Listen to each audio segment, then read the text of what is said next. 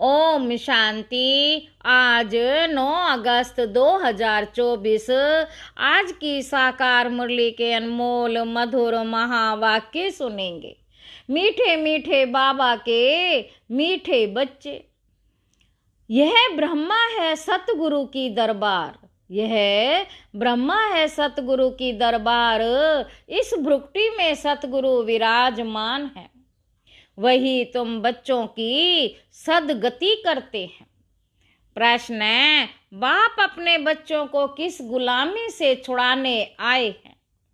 उत्तर है, बाबा कहते इस समय सभी बच्चे प्रकृति और माया के गुलाम बन गए हैं। बाप अभी इस गुलामी से छुड़ाते हैं। अभी माया और प्रकृति दोनों ही तंग करते हैं। कभी तूफान, कभी फेमन है। फिर तुम ऐसे मालिक बन जाते हो जो सारी प्रकृति तुम्हारी गुलाम रहती है। माया का वार भी नहीं होता। ओम शांति। मीठे मीठे बाबा के मीठे रूहानी बच्चे समझते हैं कि सुप्रीम बाप भी है, सुप्रीम शिक्षक भी है। वह विश्व के आदि मध्य अंत का राज समझाते हैं। फिर सुप्रीम गुरु भी है, तो यह हो गई सतगुरु की दरबार।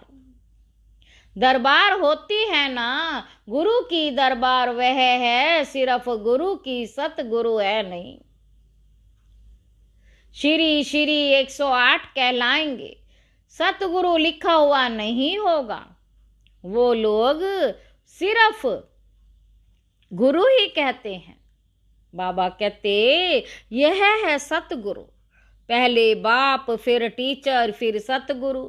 सतगुरु ही सदगति देते हैं। सतयुग त्रेता में तो फिर गुरु होते नहीं, क्योंकि सब सदगति में है। एक सतगुरु मिलता है तो बाकी सब गुरुओं का नाम खल्लास हो जाता है। बाकी सब गुरुओं का नाम खल्लास हो जाता है। सुप्रीम हुआ सब गुरुओं का गुरु। जैसे पतियों का पति कहते हैं ना, सबसे ऊंच होने के कारण ऐसे कहते हैं। तुम सुप्रीम बाप के पास बैठे हो किस लिए? बेहद का वर्षा लेने। यह है बेहद का वर्षा। बाप भी है तो शिक्षक भी है, और यह वर्षा है नई दुनिया, अमर लोक के लिए, वॉइसलेस वर्ड के लिए। वॉइसलेस वर्ड नई दुनिया को, विशेष वर्ड पुरानी दुनिया को कहा जाता है। सतयुग को शिवालय कहा जाता है, क्योंकि शिव बाबा का स्थापना किया हुआ है। विशेष वर्ड रावण की स्थापना है। अभी तुम बैठे हो सतगुरु की दरबार में। यह सिर्फ तुम बच्चे ही जानते हो। बाप ही शांति का सागर है। वह बाप जब आए तब तो शांति का वर्षा दे, रास्ता बताए। बाकी जंगल में शांति कहाँ से मिलेगी? इसलिए हार का मिसाल देते हैं। शांति तो आत्मा के गले का हार है। फिर जब रावण राज्य होता है तब अशांति होती है। उनको तो कहा जाता है सुख धाम, शांति धाम। वहां दुख की कोई बात नहीं। महिमा भी सदैव सतगुरु की करते हैं। गुरु की महिमा कभी सुनी नहीं होगी। ज्ञान का सागर वह एक ही बाप है। ऐसे कभी गुरु की महिमा नहीं सुनी। वह गुरु लोग जगत के पतित पावन हो नहीं सकते। वह तो एक ही निराकार बेहद के बड़े बाबा को कहा जाता है। ये तो एक ही निराकार बेहद के बड़े बाबा को कहा जाता है। तुम अभी संगम युग पर खड़े हो। एक तरफ है पतित पुरानी दुनिया, और पतित दुनिया में तो ढेर हैं। पतित दुनिया में गुरु तो ढेर हैं। आगे तुमको इस संगम युग का पता नहीं था। अब बाप ने समझाया है, यह है ही पुरुषोत्तम संगम युग। इसके बाद फिर सतयुग आना है, चक्र फिरता रहता है, ये बुद्धि में रहना चाहिए। हम सब भाई भाई हैं तो बेहद के बाप से वर्षा जरूर मिलता है। यह कोई को पता नहीं कितने बड़े बड़े पोजीशन वाले मनुष्य हैं, परंतु जानते कुछ नहीं। बाप कहते हैं मैं तो तुम सबकी सदगति करता हूँ। अभी तुम सेंसिबल बने हो, पहले तो कुछ भी पता नहीं था। इन देवताओं के आगे जाकर तुम कहते थे हम सेंसलेस हैं, हमारे में कोई गुण नहीं। आप तरस करो, अब यह देवताओं के चित्र तरस करेंगे। बाबा कहते देवताओं के चित्र तरस करेंगे क्या, ये जानते ही नहीं। रहम दिल कौन है? कहते भी हैं ओ गॉड फादर रहम करो, ओ गॉड फादर रहम करो। अभी तुम ऐसे नहीं कहेंगे, बाप को जरूर याद करते हैं, कहते हैं अभी तुम ऐसे नहीं कहेंगे। बाप तो विचित्र है, वे सामने बैठे हैं तब तो नमस्ते करते हैं। तुम सब हो चित्रधारी, मैं हूँ विचित्र, मैं कभी चित्र धारण नहीं करता। मेरे चित्र का कोई नाम बताओ, बस शिव बाबा ही कहेंगे। मैंने यह लोन लिया है, सो भी पुराने थे पुरानी जुत्ती, उसमें ही मैं आकर प्रवेश करता हूँ। इस शरीर की महिमा कहाँ करते हैं, ये तो पुराना शरीर है। एडॉप्ट किया है तो महिमा करते हैं क्या? नहीं, यह तो समझाते हैं ऐसे था फिर मेरे द्वारा गोरा बन जाएगा। अब बाप कहते हैं मैं जो सुनाता हूँ उस पर जज करो, अगर मैं राइट हूँ तो राइट को याद करो, उनका ही सुनो, अनराइट यह सुनो ही नहीं। बाबा कहते उनको इविल कहा जाता है। टॉक नो इविल, सी नो इविल, इन आंखों से जो कुछ देखते हो उनको भूल जाओ। अभी तो जाना है अपने घर, फिर वापस अपने सुख धाम में आएंगे। बाकी तो ये सब जैसे कि मरे पड़े हैं, टेम्परेरी हैं।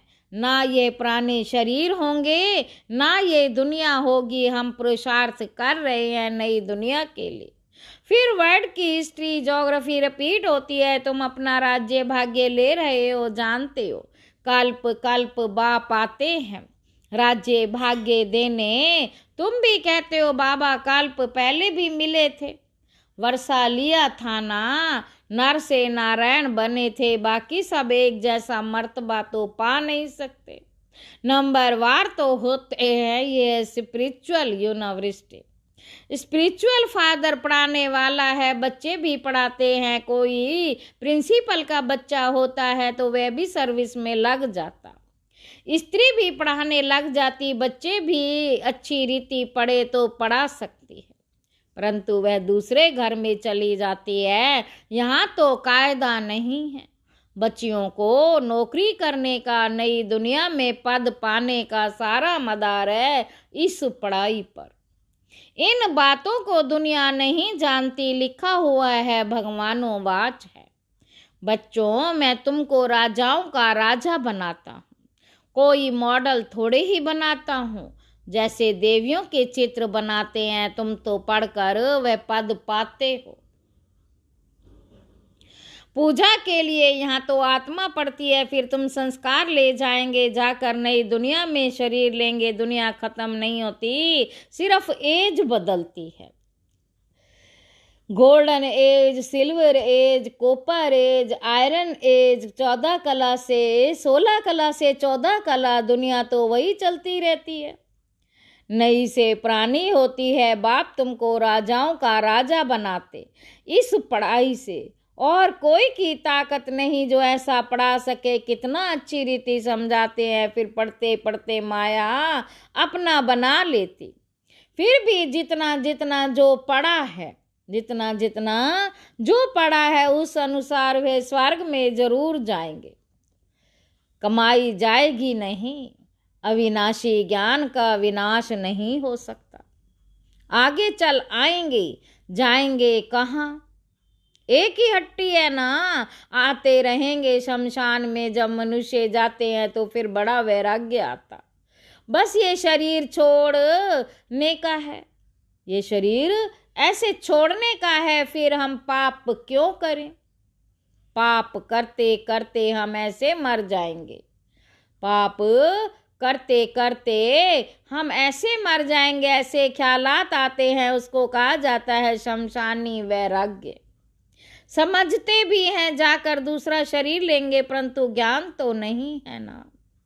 बाबा कहते यहाँ तो तुम बच्चों को समझाया जाता है, इस समय तुम खास मरने के लिए तैयारी कर रहे हो, क्योंकि यहाँ तो तुम टेम्परेरी और पुराना शरीर छोड़ फिर नई दुनिया में जाएंगे। बाप कहते हैं बच्चे, जितना तुम मुझे याद करेंगे उतना पाप कटते जाएंगे। सहज तो सहज भी है तो डिफिकल्ट भी है। बच्चे जब पुरुषार्थ करने लग पड़ते तब समझते हैं माया की बड़ी युद्ध है। बाप कहते हैं सहज है, परंतु माया दीवा ही बुझा देती है।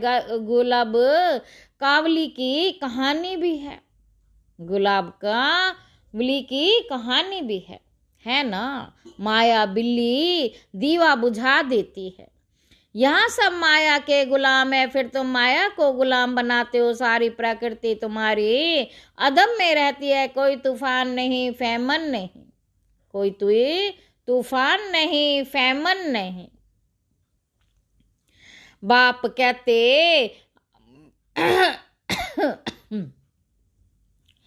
प्रकृति को गुलाम बनाना है, वहां कभी भी माया का वार नहीं होगा। अभी तो कितना तंग करती है, गायन है ना, मैं गुलाम तेरा। वह फिर कहते तू गुलाम मेरा। बाप कहते अब मैं तुमको गुलाम पने से छुड़ाने आया हूँ। तुम मालिक बन जाएंगे, वह गुलाम बन जाएंगे, जरा भी चूं चां होगी नहीं। यह भी ड्रामा में नोंद है। तुम कहते हो बाबा माया बड़ा तंग करती है, माया बड़ा तंग करती है, सो क्यों नहीं करेगी। इसको कहा जाता है युद्ध का मैदान। माया को गुलाम बनाने लिए तुम कोशिश करते हो तो माया भी पछाड़ती है, कितना तंग करती है, कितने को हराती है, कईयों को एकदम खा जाती, हप कर लेती है। बाबा कहते भल स्वर्ग का मालिक बनते हैं, परंतु माया तो खाती रहती है। उनके पैर जैसे पेट में पड़े हैं, सिर्फ पुछड़ी निकली है, बाकी सारा उनके अंदर है, जिसको दुबन दलदल भी कहते हैं। कितने बच्चे दुबन में पड़े हुए हैं, जरा भी याद नहीं कर सकते। जैसे कछुआ का भ्रमरी का मिसाल है, ऐसे तुम भी कीड़ों को भूं भूं कर क्या से क्या बना सकते हो। एकदम स्वर्ग का परिजादा सन्यासी भल भ्रमरी का मिसाल देते हैं। सन्यासी भी भ्रमरी का मिसाल देते हैं, परंतु वह कब कोई भूं भूं कर बदलते थोड़ी हैं। बदली होती है संगम पर, अभी यह है संगम युग। तुम शूद्र से ब्राह्मण बने हो तो जो विकारी मनुष्य हैं उन्हों को तुम ले आते हो। कीड़े में भी कोई भ्रमरी बन जाते हैं, कीड़े में भी कोई भ्रमरी बन जाते हैं, कोई सड़ जाते हैं, कोई फिर अधूरे रह जाते हैं। बाबा ने ये बहुत देखे हैं। यहाँ भी कोई अच्छी रीति पढ़ते हैं, ज्ञान के पंख जम जाते हैं, कोई को आधा में ही माया पकड़ लेती है तो कच्चे ही रह जाते हैं। तो ये मिसाल भी है कि अंडर है ना, तो यह मिसाल भी अभी के हैं, वंडर है ना। भ्रमरी कीड़े को ले आकर आप समान बनाए, यह एक ही है जो आप समान बनाते हैं। दूसरा सर्प का मिसाल देते हैं। सतयुग में बस एक खाल छोड़ दूसरी ले लेते, झट साक्षात्कार होता है। अब शरीर छोड़ने वाले आत्मा निकल दूसरे गर्भ महल में बैठती है, आत्मा निकल दूसरे गर्भ महल में बैठती है। ये भी एक मिसाल देते हैं। गर्भ महल में बैठा था, उनको बाहर निकालने दिल नहीं होती थी, फिर भी बाहर तो आना है जरूर। अभी तुम बच्चे हो, संगम युग पर ज्ञान से ऐसे पुरुषोत्तम बनते हो। भक्ति तो जन्म जन्मांतर की, तो जिन्होंने जास्ती भक्ति किए है वही आकर नंबरवार पुरुषार्थ अनुसार पद पाएंगे। अभी तुम्हारी बुद्धि में सारा ज्ञान है, बाकी शास्त्रों का ज्ञान कोई जान ना सके। शास्त्रों का ज्ञान कोई ज्ञान नहीं है, वे तो भक्ति है, उनसे कोई सदगति नहीं होती। सदगति माना वापस घर जाना, घर में कोई जाता नहीं। बाप खुद कहते हैं मेरे साथ कोई मिलता नहीं है। पढ़ाने वाला साथ ले जाने वाला भी चाहिए ना। बाप को कितना ख्याल रहता है। 5000 वर्ष में बाप एक ही बार आकर पढ़ाते। तुम घड़ी घड़ी भूल जाते हो कि हम आत्मा हैं। यह एकदम पक्का कर लो, हम आत्माओं का बाप पढ़ाने आए हैं। इसको कहा जाता है स्पिरिचुअल नॉलेज। सुप्रीम रूह हम रूहों को नॉलेज देते हैं। संस्कार भी आत्मा में रहते हैं। शरीर तो खत्म हो जाता, आत्मा अविनाशी है। तो ये ब्रह्मा की भुक्ति है, सतगुरु का दरबार है। बाबा कहते यह इस आत्मा का ही दरबार है। फिर सतगुरु ने भी आकर इनमें प्रवेश किया। इसको रथ भी कहते, दरबार भी कहते। तुम बच्चे स्वर्ग के गेट खोल रहे हो श्रीमत पर। जितना अच्छी रीति पढ़ेंगे उतना सतयुग में ऊंच पद पाएंगे। तो पढ़ना चाहिए। टीचर के बच्चे तो बहुत होशियार होते हैं, परंतु कहते हैं ना, घर की गंगा का रिकॉर्ड ही नहीं।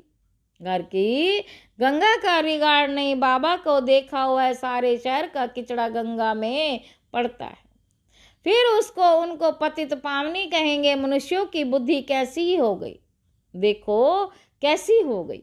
देवियों को सजाकर पूजा आदि कर फिर डुबो देते हैं। कई तो उस पर पाम रख कर भी डुबोते। बंगाल में पहले रिवाज था, किसी का प्राण निकलने पर होता तो उसको झट गंगा पर ले जाते। वहाँ पानी में डाल हरी बोल कर मुख में पानी डालते रहते। ऐसे प्राण निकाल देते। वंडर है ना। अभी तुम बच्चों की बुद्धि में पढ़ाई उतरती की चढ़ाई उतराई का पूरा ज्ञान है। बाबा कहते अभी बच्चों में चढ़ाई उतराई का बुद्धि में पूरा ज्ञान है। नंबरवार पुरुषार्थ अनुसार अच्छा मीठे मीठे सिक्की लदे बच्चों प्रति माता पिता बाप दादा का याद प्यार और गुड मॉर्निंग। रूहानी बाप की रूहानी बच्चों को नमस्ते। हम रूहानी बच्चों की रूहानी बाप दादा को याद प्यार और गुड मॉर्निंग। नमस्ते बाबा, नमस्ते। शुक्रिया बाबा, शुक्रिया। धारणा के लिए मुख्य सार पहला पॉइंट है, बाप जो सुनाते वही सुनना और जज करना है कि राइट क्या है। राइट को ही याद करना है, अनराइटियस बात को भी नहीं सुनना, ना बोलना है ना देखना है। पढ़ाई अच्छी रीति पढ़कर अपने को राजाओं का राजा बनाना है। इसी पुराने शरीर और पुरानी दुनिया में अपने को टेम्परेरी समझना है। वरदान है एकाग्रता की शक्ति से परवश स्थिति को परिवर्तन करने वाले अधिकारी आत्मा भव। ब्राह्मण अर्थात अधिकारी आत्मा कभी किसी के परवश नहीं हो सकती, अपने कमजोर स्वभाव संस्कार के वश भी नहीं, क्योंकि स्वभाव अर्थात सब प्रति और सर्व के प्रति आत्मिक भाव है। तो कमजोर भाव के वश नहीं हो सकते और अनादि आदि संस्कारों की स्मृति से कमजोर संस्कार भी सहज परिवर्तन हो जाते। एकाग्रता की शक्ति पर्व स्थिति को परिवर्तन कर मालिकपन की स्थिति का सीट पर सेट कर देती है। स्लोगन है, क्रोध ज्ञानी तू आत्मा के लिए महाशत्रु है। अच्छा, ओम शांति।